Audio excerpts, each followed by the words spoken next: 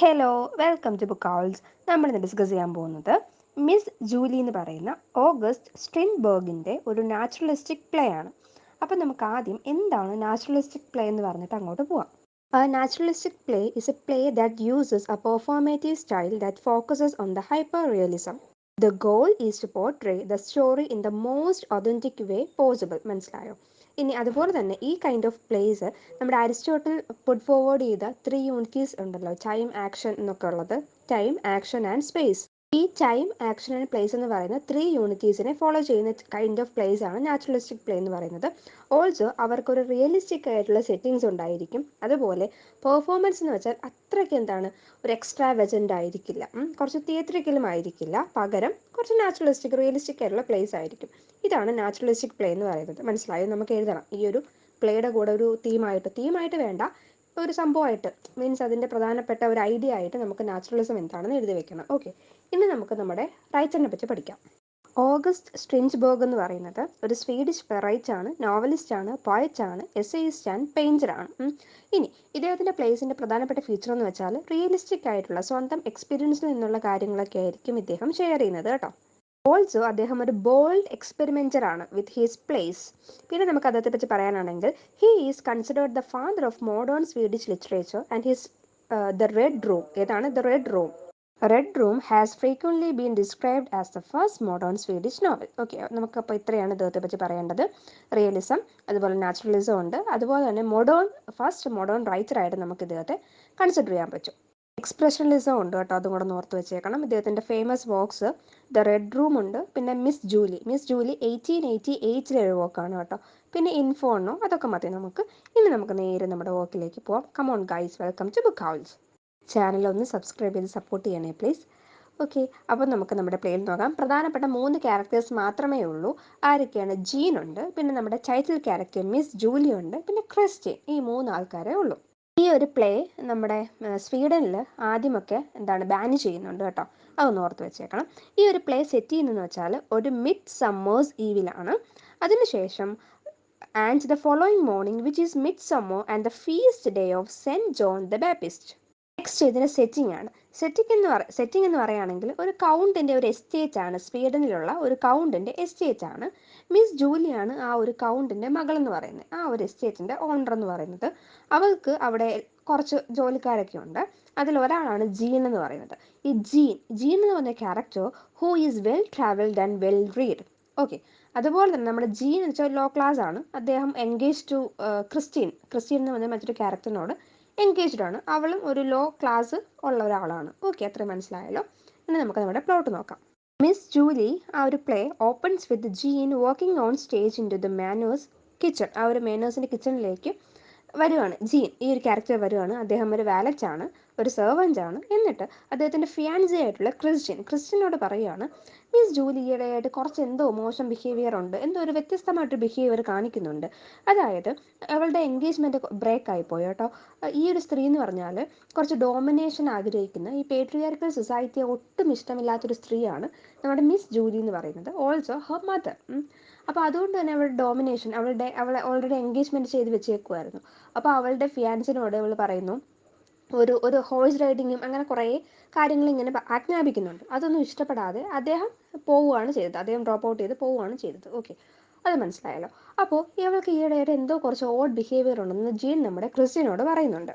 He thinks she is insane ever since she came to the barn dance, danced with the gamekeeper and then attempted to dance with him despite Jean only being a servant of the court. അതായത് ഈ ഒരു നമ്മൾ dance ചെയ്യുമല്ലോ, നമ്മൾ ഇതുപോലെ സിനിമയൊക്കെ കാണുമ്പോൾ നമുക്ക് മനസ്സിലാവുമല്ലോ, അവരിങ്ങനെ ഡാൻസ് ഒക്കെ ചെയ്യും ഓരോ പാർട്ടിയിലൊക്കെ.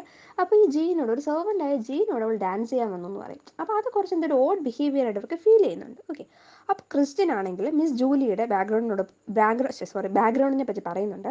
How she was unable to face her family after breaking off her engagement. She stayed behind and mingled with the servants rather than going with her father to the Midsummer's Eve celebration with the other nobles. They discussed the incident that led to the breakup of Miss Julie's engagement, a strange incident where her fiance refused to jump over a riding whip at her command. Jean describes it as similar to training a dog to jump through a hoop. Okay, അപ്പോൾ എന്തുകൊണ്ടാണ് fiancée ആയിട്ടുള്ള engagement break Ayatollah കാര്യങ്ങൾ ഇവിടെ share ചെയ്യുമായിരുന്നു. Miss ജൂലിക്ക് ഒരു dog ഉണ്ട്, ഒരു പെറ്റായിട്ടൊരു dog ഉണ്ട്, ഓൾസോ ഒരു ബേർഡും ഉണ്ട് അവിടെ ഒരു പെറ്റായിട്ട്. അത് രണ്ടുപേരെ ഓർത്ത് വെച്ചേക്കണം. ഇനി Jean takes out a bottle of wine and he and Christian flirt. ആ ടൈമിൽ ഒരു ഭയങ്കര ബാഡ് സ്മെൽ അവിടെ വരുന്നുണ്ട്. അപ്പോൾ ജീൻ ചോദിക്കും, നീ എന്താ കുക്ക് ചെയ്യുന്നത്?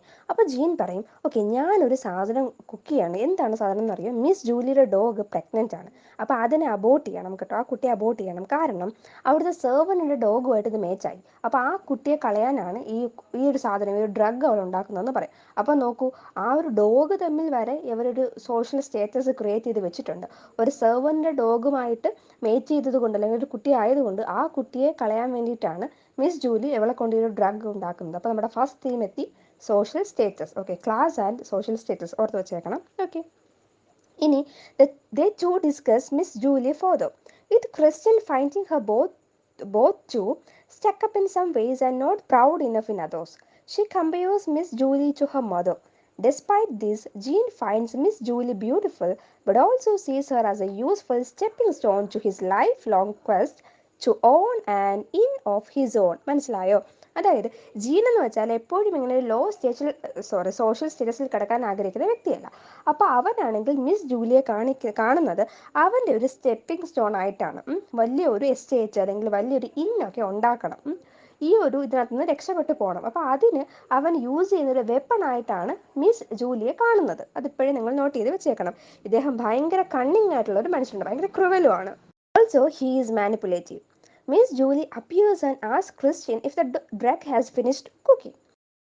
ഓക്കെ, അപ്പോൾ പെട്ടെന്ന് അവൾ കാണുമ്പോഴത്തേക്കും ജീൻ കംപ്ലീറ്റ്ലി ആളാകെ മാറുന്നുണ്ട്. അതായത് ഭയങ്കര പൊളൈറ്റായിട്ട് ചാമിങ് ആയിട്ട് നിൽക്കുകയാണ്. അവർ ഗ്രീറ്റ് ചെയ്യുമ്പം മിസ് ജൂലി ചോദിക്കും, നിനക്ക് എന്നോടൊന്നും കൂടെ ഡാൻസ് ചെയ്യാവോ എന്ന് പറയും. അങ്ങനെ ചോദിക്കും. അപ്പോൾ അവൻ പറയും, ഇല്ല പറ്റില്ല, ബിക്കോസ് ഞാൻ ക്രിസ്ത്യനുമായിട്ടൊരു ഡാൻസ് പ്രോമിസ് ചെയ്തിട്ടുണ്ട്. സോ എന്തെങ്കിലും ഒരു ഗോസിപ്പ് ഉണ്ടാവും, നമ്മൾ തമ്മിൽ ഡാൻസ് ചെയ്യുമ്പോൾ ആൾക്കാരൊക്കെ കാണില്ലേ, സോ നീ കുറച്ചും കൂടെ ഹയർ ക്ലാസ് ആണ്, എന്തെങ്കിലുമൊക്കെ ഗോസിപ്പ് ഉണ്ടാവും എന്ന് പറയും. But Miss Julie pulls rank, insisting she is a lady of the house and must have the best dancer with her. അപ്പോൾ പറയും, എന്താണ്, ഞാനാണ് ഇവിടുത്തെ ലേഡി എന്ന് പറയുന്നത്, ഓണർ എന്ന് പറയുന്നത്, സോ ഞാൻ പറയുന്ന കമാൻഡ് നിങ്ങൾ അനുസരിക്കണം എന്ന് പറയാണ്. And then he agrees and they leave.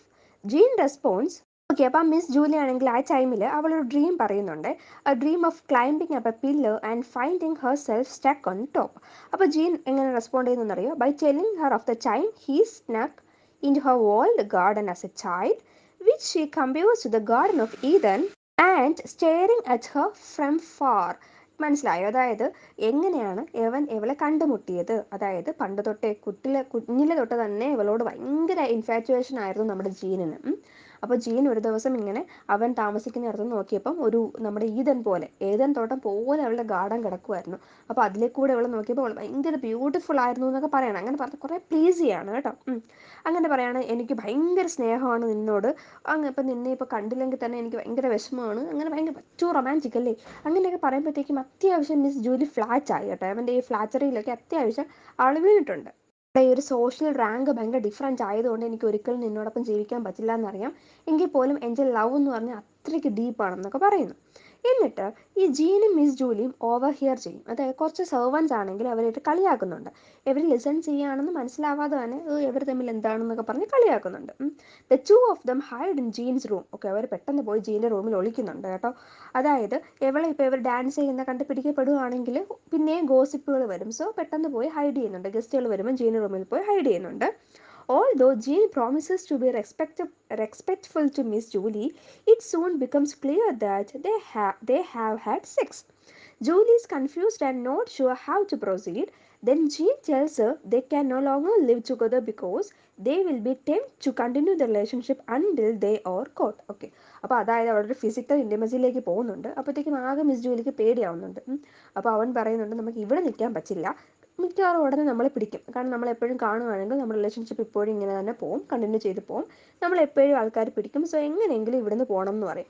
എന്നിട്ട് അവൾക്ക് ഭയങ്കര ഡൗട്ടാണ്, നീ എന്നെ ഇപ്പോഴും ഇഷ്ടപ്പെടുന്നുണ്ടോ, നിനക്ക് ട്രൂ ലവ് ആണെന്നൊക്കെ ചോദിക്കും. അപ്പോൾ അവൻ പറയും, യെസ് ട്രൂ ലവ് ആണ്, ഞാൻ കാന്താരിയുടെ കൽപ്പനാണ്, ട്രൂ ലവ് ആണെന്നൊക്കെ പറയും. അപ്പോൾ അവൾ ആകെ ഫ്ലാറ്റ് ആയിട്ട് ഇരിക്കുകയാണ്. He confesses that he was lying when he said he wished he could die rather than not to be with her. Angrily, Miss Julie tells him she is submissive to no man. Okay, അവൾ പറയും, ഞാൻ ഒരിക്കലും ഒരു മനുഷ്യനും submissive ആയിട്ട് കിടക്കില്ല. They decide to run away to start a hotel together. Miss Julie steals money from her father. അപ്പം Miss Julie രണ്ടും കൂടെ ഒളിച്ചോടി പോകാൻ വേണ്ടി തീരുമാനിക്കും. അപ്പോൾ മിസ് ജൂലിയുടെ കയ്യിൽ കുറേ ക്യാഷ് ഒക്കെ ഉണ്ടെന്ന് അയാൾ വിചാരിച്ചത്, ഒരു പൈസ പോലും ഇല്ല. അങ്ങനെ മിസ് ജൂലി എന്ത് ചെയ്യുന്നു വെച്ചാൽ ഫാദറിൻ്റെ കയ്യിൽ നിന്ന് കുറേ പൈസ അടിച്ചു മാറ്റും. But Jean becomes angry when she insist on taking her little bird along. അതായത് ആ ഒരു കുഞ്ഞു ബേർഡിനെ കൂടെ കൊണ്ടുപോകുന്നുണ്ട്, അവളുടെ പെറ്റിനെ. അതിൽ ജീന് ഭയങ്കര ദേഷ്യം തോന്നുന്നുണ്ട്. ഷി സീസ് it as the only creature that truly loves Har. And when she says that she would rather kill the bird than give to the strangers. ആർക്കും കൊടുക്കുന്നതിന് പകരം അതിനെക്കാട്ടും നല്ലത് ഇതിനെ അങ്ങ് കൊന്നു കളയുന്നതായിരിക്കും എന്നുള്ള പറയുന്നുണ്ട് കേട്ടോ. എന്നിട്ട് അവൾ ഈ ഒരു ബോർഡിനെ കൂടെ കൊണ്ടുപോകുന്നുണ്ട്. Jean and Miss Julie are startled when Christian walks in and sees them in their planning. Miss Julie asks her to come along as the head of the kitchen in their hotel, but Christian is angered and refuses. അതിനുശേഷം Julie അവളുടെ life അവനോട് share ചെയ്യാൻ വേണ്ടി ആഗ്രഹിക്കുന്നുണ്ട്. അപ്പോൾ സ്ത്രീകളുടെ independence believe ചെയ്തുകൊണ്ട് ജൂലിയുടെ mother ഒരു എസ്റ്റേറ്റ് വാങ്ങിക്കുന്നുണ്ട് കേട്ടോ. When Julie's father finally took the command, her mother fell ill. A mysterious fire then burned down the estate. Julie's mother suggested to Julie's father that he should borrow money from a friend of hers to rebuild the farm. Jean says that Julie's mother set the fire and the friend was her lover. അപ്പോൾ അത്യാവശ്യം ജീന് മനസ്സിലായി ഇവളുടെ കയ്യിൽ 5 പൈസയൊന്നും ഇല്ലയെന്ന് മനസ്സിലായപ്പോഴത്തേക്കും ഇവളെ ഭയങ്കരമായിട്ട് കുറ്റം പറയാനും ഭയങ്കരമായിട്ട് എന്താണ് ടീസ് ചെയ്യാനും ഒക്കെ തുടങ്ങി. അപ്പോൾ ഇതുപോലെ അവളുടെ ലൈഫ് പറയുമ്പം പറയും, ഓക്കെ മദർ ആയിരിക്കും അത് തീയിട്ടത്, ആ ഒരു കട മേടിച്ചയാൾ മദറിൻ്റെ ലവർ ആയിരിക്കും എന്നൊക്കെ പറഞ്ഞ് കുറേ ടീസ് ചെയ്യാൻ തുടങ്ങി. Jean tires of Julie's talk and tells her she is sick. എന്നിട്ട് പറയും മടുത്തു, കേട്ട് കേട്ട് അവന് വട്ടായി കേട്ടോ, അവന് ഭയങ്കരമായിട്ട് ചായടപ്പായി. Julie begs him to tell her what to do. Terrified of the consequences with the count, Jean commands her to flee. She exists to prepare for her departure. അപ്പോൾ കൗണ്ട് വരുന്നുണ്ട്. കൗണ്ട് വരുമ്പോൾ, അതായത് അവളുടെ ഫാദർ വരുമ്പോൾ ഒരു law സ്റ്റേറ്റസുള്ള ആളോട് പോയി എന്ന് പറഞ്ഞാൽ അയാൾ എന്തായാലും അവരെ കൊല്ലും. അതുകൊണ്ട് തന്നെ എന്താ ചെയ്യേണ്ടതെന്ന് ചോദിക്കും. അപ്പോൾ പറയും നമുക്ക് ഇവിടുന്ന് എത്രയും പെട്ടെന്ന് രക്ഷപ്പെടാമെന്ന് പറയും. അങ്ങനെ അവൾ എന്ത് ചെയ്യാണ്, ഡിപ്പാർച്ചർ പോകാൻ വേണ്ടി തീരുമാനിക്കുകയാണ്, എങ്ങോട്ടെങ്കിലും പോകണം. അപ്പോഴേക്കും ക്രിസ്ത്യൻ വരുന്നുണ്ട്. ക്രിസ്ത്യൻ ഈ പ്ലാൻ കേട്ടോണ്ട് വരുവാണ്. എന്നിട്ട് പറയാണ്, നീ എന്നോട് പറഞ്ഞു ചേർച്ചിൽ വരാമെന്ന് പറഞ്ഞിട്ടുണ്ട്, ബിക്കോസ് ഇന്നൊരു സ്പെഷ്യൽ ഒക്കേഷൻ ആണ്, അതുകൊണ്ട് തന്നെ നീ വരാമെന്ന് പറഞ്ഞു. അപ്പോൾ ജീൻ ഇതുപോലെ അവളോട് സംസാരിക്കുന്നുണ്ട്, ഐ എം സോറി, ഞാൻ നിന്നെ ചീറ്റ് ചെയ്തു, അതായത് ഞാൻ ആരുമായിട്ട് സ്ലെപ്റ്റ് ചെയ്തു, ജൂലിയായിട്ട് സ്ലീപ്പ് ചെയ്തു എന്നൊക്കെ പറയും. അപ്പോൾ ക്രിസ്ത്യൻ ആകെ എന്താണ് ചീറ്റഡ് ഫീലിംഗ് തോന്നുന്നുണ്ട് കേട്ടോ. അങ്ങനെ അവൾ ഒരിക്കലും ഇനി ഇവിടെ നിൽക്കില്ല എന്നൊക്കെ പറഞ്ഞിട്ട് ദൈവം നിങ്ങളോട് പൊറുക്കട്ടെ, കാരണം അവരിങ്ങനെ ഒരു സ്റ്റേറ്റസ് മാറിയല്ലേ ഇങ്ങനെ ഒരു സംഭവം ചെയ്തത്, അപ്പോൾ അതുകൊണ്ട് ദൈവം നിങ്ങളോട് പൊറുക്കട്ടെ എന്നൊക്കെ പറഞ്ഞിട്ട് അവൾ അങ്ങ് പോവുകയാണ്. Suddenly to hear sounds upstairs. The count has come back. Christine exits. The sun rises, breaking the spell of midsummer's eve. Dressed for travel, Julie appears with a small bird cage.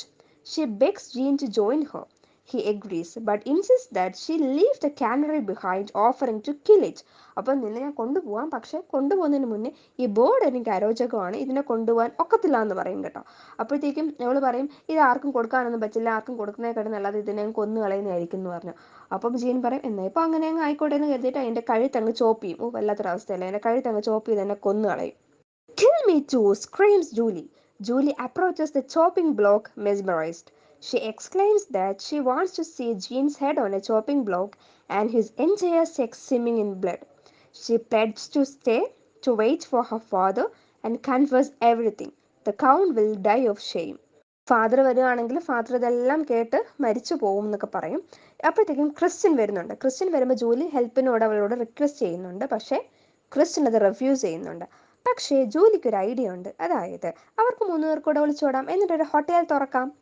അപ്പോഴത്തേക്കും Christian ഇതുപോലെ റിഡംഷനെ പറ്റിയിട്ടും അങ്ങനെയുള്ള കാര്യങ്ങളൊക്കെ സംസാരിക്കുന്നുണ്ട്. Christine leaves, promising to tell the stable boy to stop any attempted departures on their part. Utterly defeated, Julie asked Jean what he would do if in her place. അപ്പോൾ actually എന്താണ്, Julie ഇപ്പോൾ completely ജീന് വേണ്ടി submissive ആയിട്ടുണ്ട്, അവന് പറയുന്ന മാത്രമേ ചെയ്യുള്ളൂ. അപ്പോൾ ഈ ഒരു അവസ്ഥയിൽ നീ ആയിരുന്നെങ്കിൽ എന്ത് ചെയ്താനേയും ചോദിക്കുന്നുണ്ട്. She picks up Jean's shaving razor and slashes the air, saying like this, നീ ഇങ്ങനെ ചെയ്യുമെന്ന് ചോദിക്കും. The bell rings twice, it is the count. അപ്പോൾ കൗണ്ട് വന്നുകൊണ്ടിരിക്കുകയാണ്. അപ്പോൾ കൗണ്ട് വരുമ്പോൾ എന്ത് സംഭവിക്കാമല്ലോ, അതാണ് അവർ ഇത്രയും പേടിക്കുന്നത്. അപ്പോൾ കൗണ്ട് എത്തി.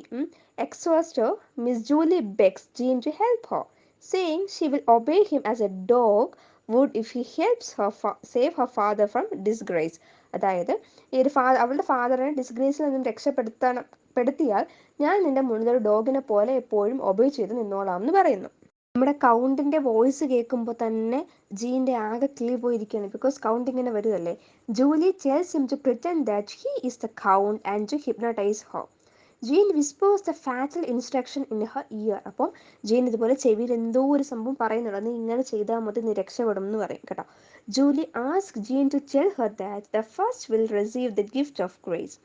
He cannot promise grace, but he tells her that she is definitely among the last. ഈ സംഭവം എന്ന് വെച്ചാൽ അവർക്കൊരു വിശ്വാസം ഉണ്ടായിരുന്നു, ഈ ദൈവം ആദ്യം അനുഗ്രഹിക്കുന്നത് ലോവർ സ്റ്റേറ്റസ് ആൾക്കാരെ ആയിരിക്കും അനുഗ്രഹിക്കുന്നത്, അതിനുശേഷമാണ് ഹയർ റാങ്കിലുള്ള ആൾക്കാരെ അനുഗ്രഹിക്കുന്നത്.